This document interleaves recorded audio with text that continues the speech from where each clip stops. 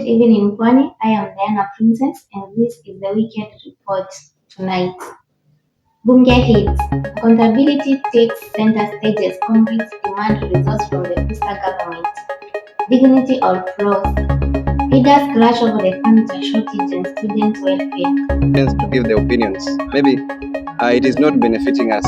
One thing that you have sown, it is not benefiting us. The financial squeeze. How the tough economy is hitting students' pockets. Ni mingi sana kwa sababu as a comrade unaamka unapata M-Pesa balance ni weekend, lakini nasoma digital titration bana. Modeling the future. Mr. and Miss Fresha joined us with a bold ask for the university. Na 50k ni kiasi juu, unajua 200k tukishapatiwa ni hivyo tu ndo tumeenda, because hatakuwa tunalipwa mwezi ama tutakuwa tunalipwa ikiisha hivyo tuna nini, tunangoja ni ya 2027 to 2028. We begin with the political convention held by Pwani University students, a session marked by high tensions and a demand for service delivery. Comrades didn't hold back, accusing the PUSA government of failing to live up to its campaign promises. Reporter Wairimu Claire notes that comrades raise a stinging point. Why are students sitting on the floor while officers enjoy comfortable seats? Justice Muchemi challenged the administration on water shortages and the lack of a proper medical referral system for a health science-oriented institution. The urgent need for sheds and improved washrooms was put on the record. Wangu na hivi sasa tuko kwenye bunge, na kama unavyoona baadhi ya wanafunzi wamejitokeza kwa wingi ili kutoa taarifa, ili kusikiza taarifa ambayo imepeanwa na baadhi ya viongozi hao, wengine pia wakisema kuwa serikali hii imelalia mahitaji yao kama wanafunzi. Kwa muda ujao tutakujulisha ni nini wamekisema, ni nini kimetangazwa na ni nini haswa marekebisho yapi ambayo yamefanyika mara hapa. Naitwa Emmanuel Echeng, tukutane tena siku nyingine. Secretary General claimed plans are underway to solve the furniture shortage, though students remain skeptical. While we were on the strike, is that we requested for 3,000 chairs, and the first batch was released. That is back in the uko furniture huko. Atukwenda tukaangalia 1,000 zilikuja, the other 1,000 ikakuja, and the other one pia ilikuja, but we were on strike. But the issue ni viti zinawekwa mahali, but unapata kuna venue ingine imewekwa class lakini hizo viti hazitoshi, so you have to carry those chairs mpeleke kwa hiyo class.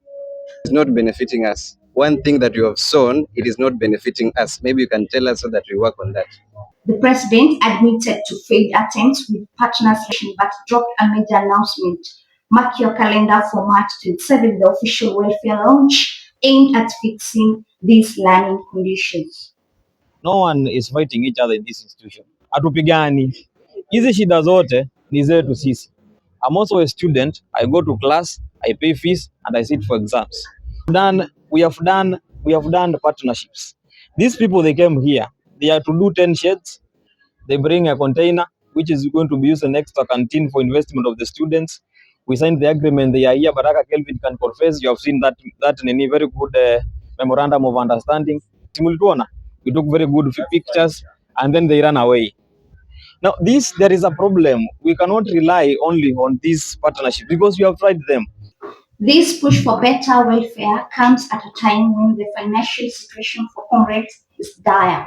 From rising food prices to the struggle for rent, the comrades' pocket is under siege.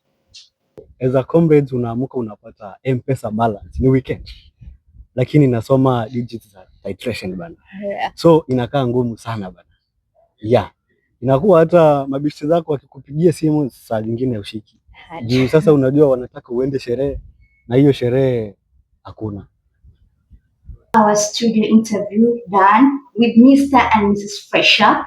Joining us now are two individuals who represent the face of Pwani's talent, Mr. and Mrs. Fresha. While the political heat rises, they are focused on the creative economy.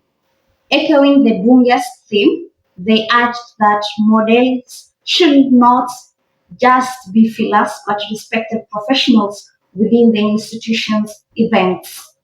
200k models to one a different title, and then round hii Pwani University ikuwe na Mr.